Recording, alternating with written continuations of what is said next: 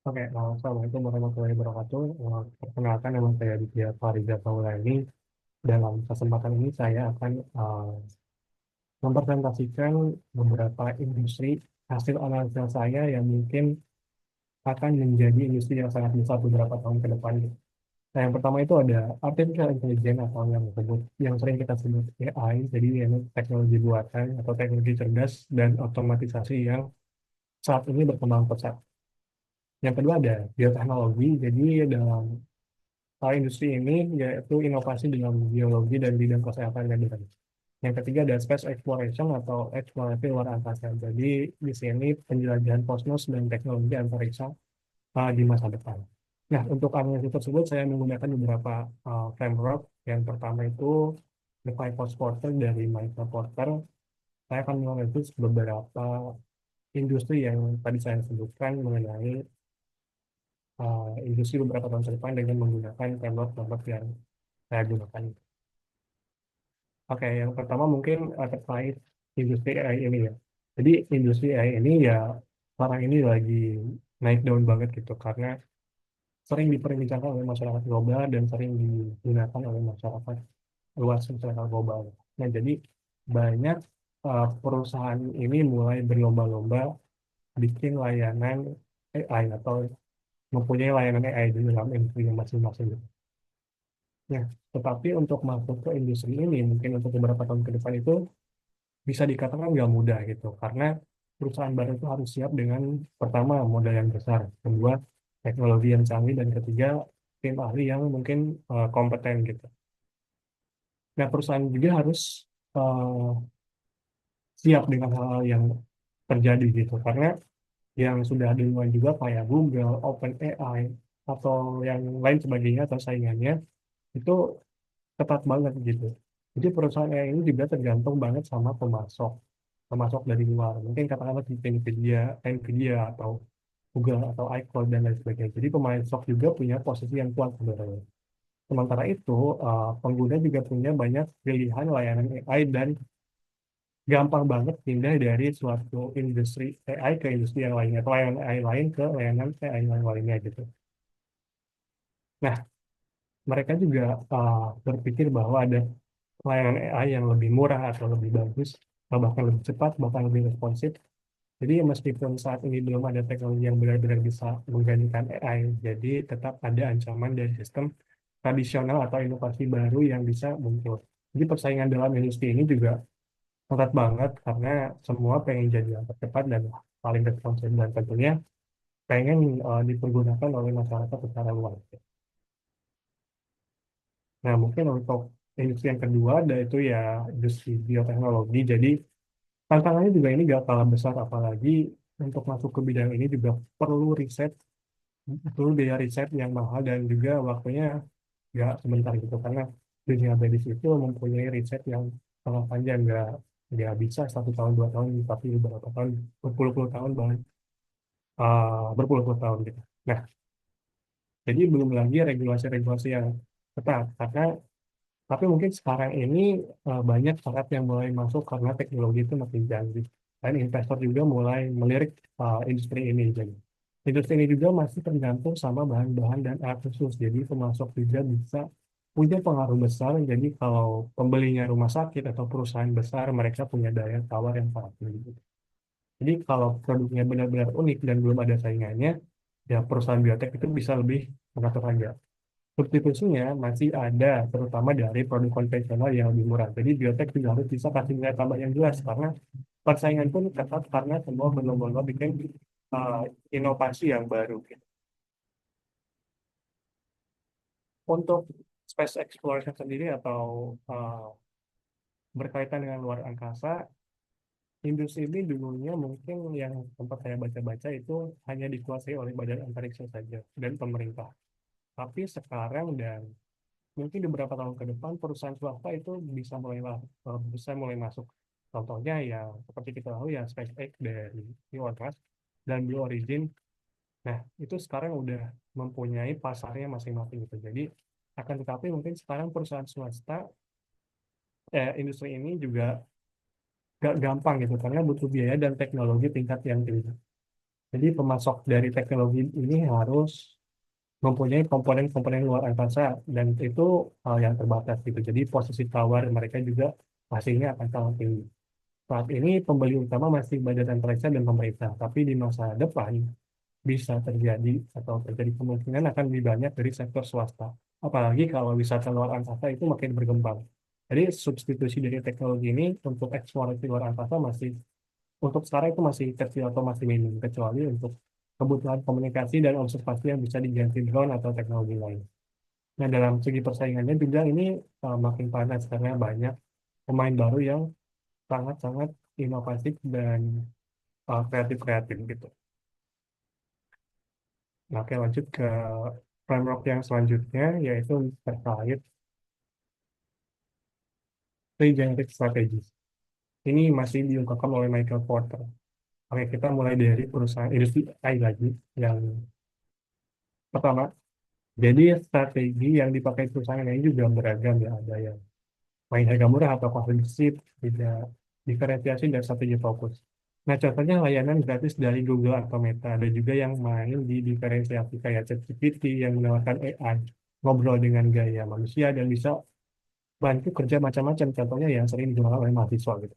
Nah, sementara itu perusahaan kecil biasanya main di strategi fokus, misalnya AI khusus untuk HR, atau bantu dalam segi UMKM, atau bahkan mereka jadi spesialis jadi apa ya bisa menganalisis data-data kesehatan atau dan lain sebagainya. Jadi bisa ngerti kebutuhan pasar tertentu lebih dalam gitu. Nah kalau dari segi industri bioteknologi atau biotek itu kebanyakan mengarah ke diferensiasi sebenarnya karena mau gak mau karena dari sekarang atau ke depan Tuhan ini ingin dikenal karena solusi uniknya seperti obat penyakit langka yang mungkin sampai sekarang bisa dikatakan cancer belum ada obatnya gitu. Itu juga membutuhkan hasil riset yang panjang tentunya. Tapi juga ada yang mencoba strategi biaya rendah lewat otomatisasi atau produk biokimia yang saya baca berikut.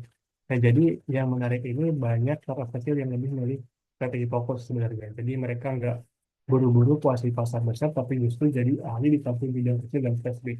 Dan ini sangat bisa berpengaruh gitu untuk ke masa depan. Karena tidak bisa dipungkiri, industri ini juga mempunyai andil yang besar terhadap kehidupan manusia. Nah, selanjutnya dalam strategi space exploration atau uh, eksplorasi luar angkasa, SpaceX adalah salah satu contohnya. Jadi SpaceX ini adalah contoh bagus dari perusahaan yang mencoba menekan biaya dengan bikin roket yang bisa dipakai ulang gitu. Jadi strategi ini bisa bikin peluncuran jadi jauh lebih murah, tapi tetap saja banyak perusahaan besar yang bersaing lewat di diferensiasi, yaitu lewat teknologi yang unik dan belum bisa ditiru oleh para pesaingnya. Seperti misi ke Mars atau sistem pendarat otomatis. Jadi untuk perusahaan kecil itu strategi fokus itu tetap menjadi pilihan terbaik. Karena misalnya mereka hanya mengembangkan teknologi sensor atau perangkat lunak khusus. Dengan begitu mereka tetap bisa bersaing meski sumber dayanya terbatas gitu. Kecuali mereka bisa menciptakan sistem yang unik dengan harga yang rendah gitu. Oke, selanjutnya mungkin dengan framework yang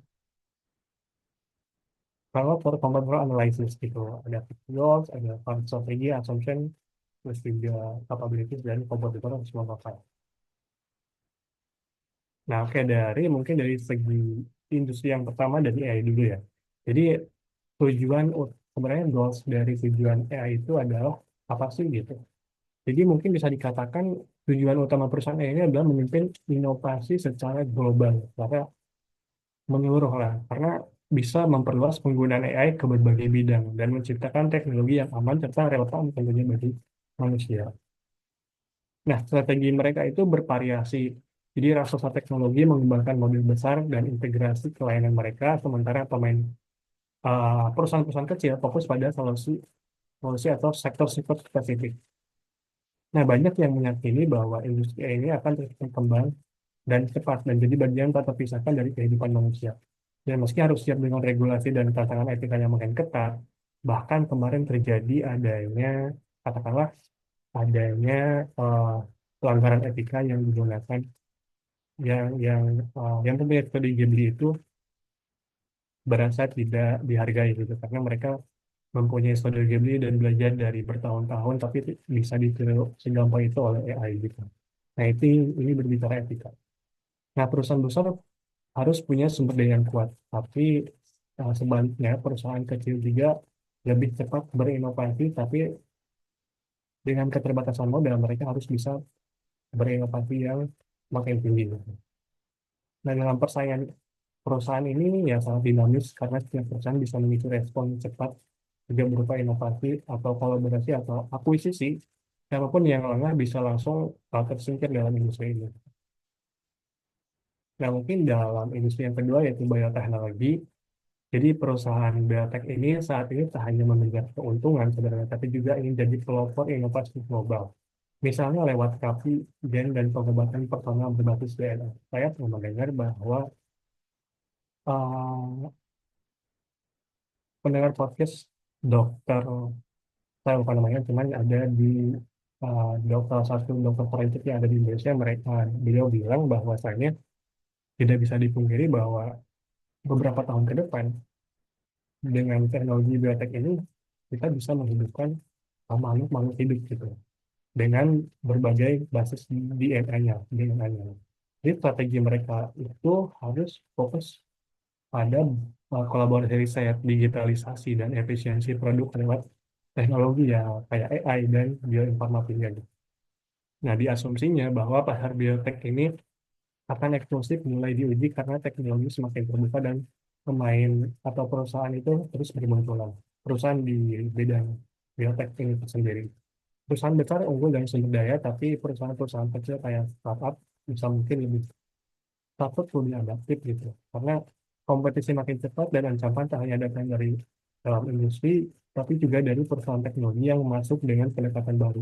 Jadi kecepatan dan keberanian jadi kunci pertahanan sebenarnya dan kunci untuk bisa survive ke masa depan. Oke, mungkin dari sisi space exploration atau eksplorasi luar angkasa, jadi kalau saya lihat dari visi industri ini akan semakin ambisius, terutama perusahaan-perusahaan yang sekarang udah mempunyai nama gitu. Jadi kolonialisasi apa ya, pembangunan stasiun luar angkasa itu akan semakin serius gitu di masa depan. Jadi strategi fokus pada efisiensi ini itu misalnya lewat roket yang bisa didaur ulang dan pengembangan teknologi yang mungkin hemat biaya. Tidak bisa dipungkiri kita beberapa tahun ke depan manusia itu bisa liburan ke bulan, ke Mars, atau bahkan bertempat tinggal di sana gitu. Asumsinya perusahaan besar akan terus memimpin karena teknologinya, tapi saya kira justru kepercayaan diri dari perusahaan-perusahaan kecil itu bisa hadir dengan pendekatan yang lebih tegar. Ya, walaupun fast exploration ini membutuhkan biaya yang sangat besar ya, dan membutuhkan investor yang mungkin bisa ngasih dana yang besar atau yang gede gitu. Jadi perusahaan besar itu ya pertama unggul dalam teknologi dan dana mungkin, tapi sebenarnya kurang fleksibel. Jadi perusahaan kecil lebih berani bereksperimen harusnya dan cepat beradaptasi dan bisa bersaing di masa depan gitu. Nah, kompetisinya itu akan semakin tidak terduga sebenarnya, terutama jika muncul teknologi yang mungkin disruptif ya. Siapa yang lambat itu bisa menyelesaikan diri, bisa cepat ya kalah atau tersingkir gitu dalam industri ini. Oke, selanjutnya ini framework mengenai framework for buyer selection and strategy. Pertama itu ada persinnya versus common company capabilities, dan kedua berapa potensial, tiga itu competition, dan keempat cost of certification. Oke, dalam hal ini kita mulai dari yang pertama AI dulu, industri AI. Jadi kunci keberhasilan dalam industri AI ini sebenarnya ada dalam konsumen atau pembeli. Jadi seperti sektor hukum atau kesehatan, mereka bisa menggunakan layanan AI ini gitu. Jadi misalnya mereka bertanya mengenai kesehatan itu kan sekarang udah bisa pakai AI walaupun nggak ya akurat gitu kan harus dibarengi dengan tenaga medis juga. Jadi perusahaan ini harus jeli melihat siapa pembeli dengan potensi pertumbuhan jangka panjang. bukan hanya besar saat ini, tapi mungkin beberapa tahun ke depan ini menjadi sangat besar. Posisi tawar pembeli itu pasti berbeda-beda. Jadi pemerintah mungkin kuat tapi kooperatif, sementara startup atau perusahaan kecil itu harus bisa menuntut gitu.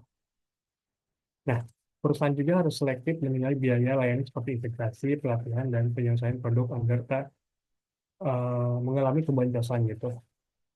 Nah, selanjutnya mungkin dari segi industri yang kedua itu bidang teknologi. Jadi pasti permintaan meningkat untuk eh, kesehatan atau terapi atau dan sebagainya atau pengobatan biologis itu pasti akan meningkat. Jadi perusahaan waktu itu harus makin mampu memenuhi kebutuhan para konsumennya.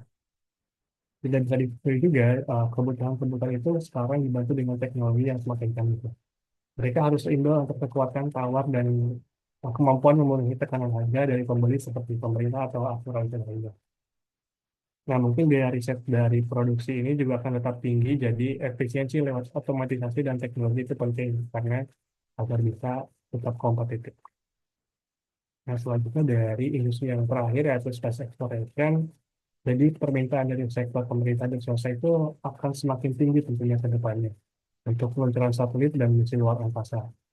Jadi kemampuan teknologinya juga harus mampu ya menjawab tantangan-tantangan itu gitu. Pertumbuhan cepat juga didorong dengan space tourism atau turis ya. Jadi salib salib komunikasi dan riset analis. Meski seharusnya konsumen besar atau sorry, meski pembeli eh, punya daya tahan tinggi, perusahaan tetap harus bisa memaksimalkan efisiensi teknologi mulai dari posisinya agar lebih kuat. Nah, biaya layanan juga harus tetap tinggi karena bisa ditekan lewat inovasi seperti roket daur ulang dan layanan-layanan yang mungkin menawarkan keunggulan yang lainnya, gitu. Oke. Mungkin sekian presentasi dari saya. Mohon maaf kalau ada kurangnya. Terima kasih. Assalamualaikum warahmatullahi wabarakatuh.